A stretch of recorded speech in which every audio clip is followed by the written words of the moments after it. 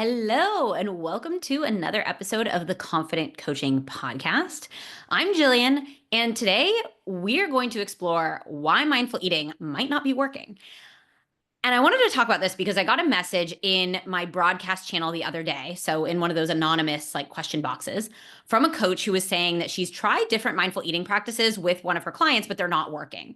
And this kind of brought to mind some of the reasons that I've seen that it doesn't work, even though we kind of know, we know, hey, if my client would just eat mindfully, if they would just slow down, if they would just be more present to their hunger and fullness, if they would just, make more mindful decisions, we know that that would help them overall. And it would also relieve a lot of the stress on us to constantly be providing suggestions for how to do things if they would just do that stuff, right? But there's actually three main reasons that I've narrowed down why you might be trying to support your client with mindful eating and why it's not working. So let's just go ahead and jump in. So you might be treating mindful eating like a to-do list and your clients have enough on their plates. So often what I will see is that coaches will say, hey, okay, so you're going to eat slowly, you're going to use the hunger scale, and you are going to pause before having a snack. And they share these behaviors as okay, now do this, right? And so clients start to feel well, this is just more stuff on my to-do list. And I used to coach this way too. I would ask a client if they were a fast eater, and then I would be okay, now you're going to put your knife and fork down between bites when you eat.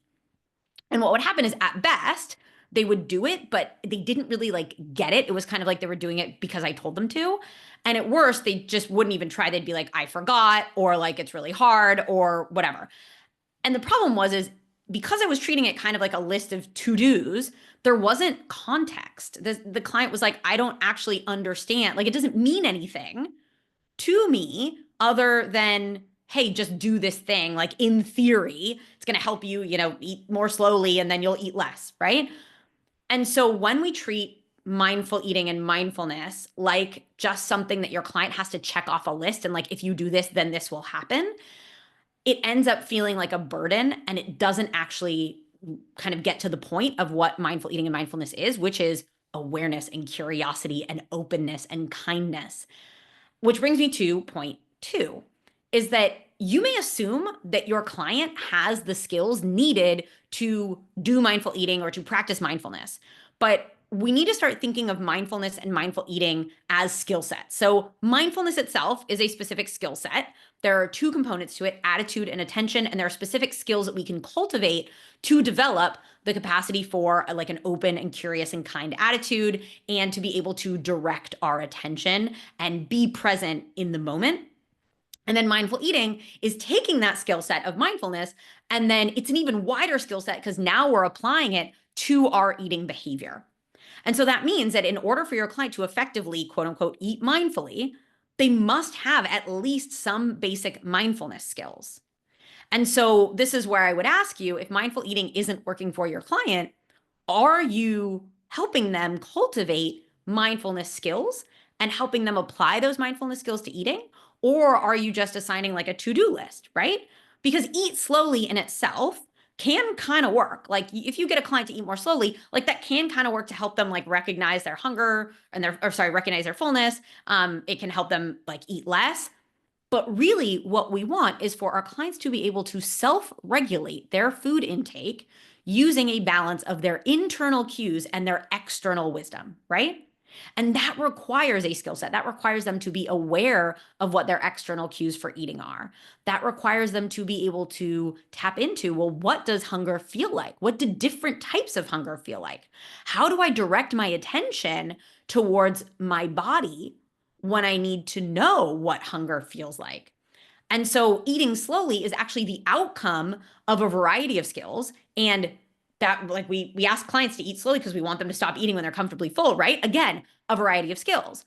And so eating slowly is they have to be able to be present. They have to be able to direct their attention and redirect attention when they become distracted. They have to be able to notice when they become distracted. They need to have interoceptive awareness, but also not just awareness, but also but be able to know what to do with that interoceptive awareness. They need to know how to savor a meal. So there's all of these skills that go into mindful eating, but we're just assuming, well, Like, well, clients know how to check in with their hunger, but often they don't. And that's where we as coaches can be really effective. And this is also where it's really great for our client retention, because since it is a skill set, we can go really deep with our clients, and that's really fun. And then the third thing that I see is that the intention for mindful eating is to eat less. And so when you make the intention for mindful eating is do this and then you will eat less, you're missing the point that mindfulness by definition is judgment free. And how much you quote unquote should eat is a judgment. I should eat less is a judgment. And even if we dress that judgment up as eating mindfully, it's still missing the point. Your client can eat slowly and not eat mindfully, right? Your client can use eating slowly as a tool to eat less, and that is not necessarily mindful eating.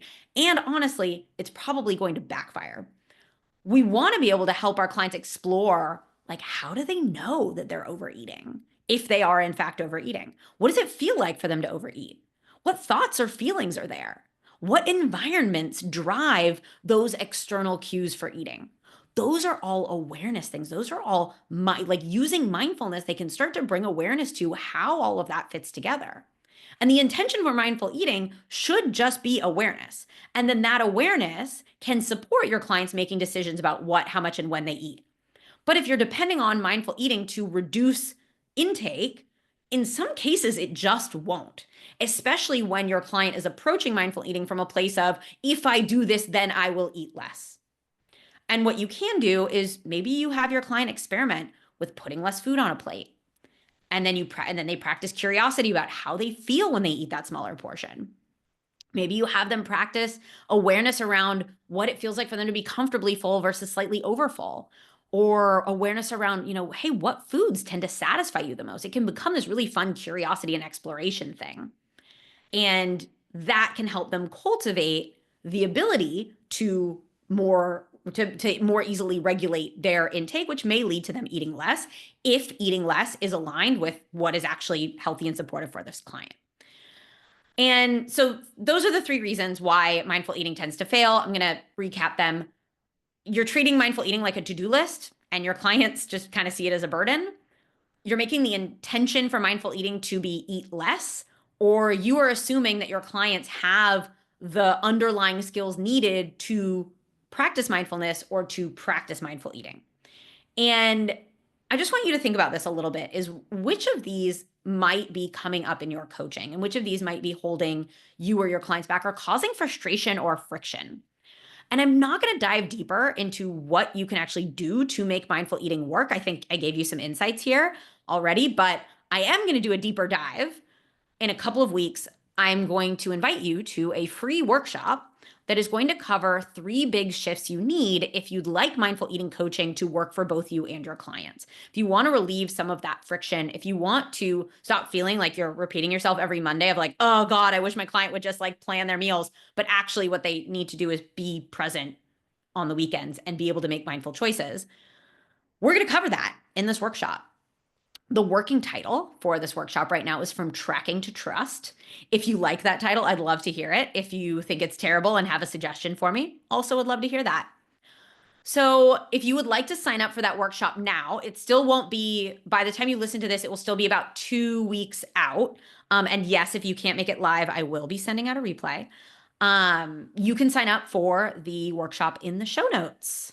And I really hope to see you there, because I'm very excited. I'm working on it right now, and I'm very, very excited to share this with coaches. I think it's going to be a really big game changer as far as helping clients be able to self-regulate and have the mindfulness skills and the mindful eating skills necessary to do so. So with that, thank you for listening. Thank you for being here, and I will see you again next time.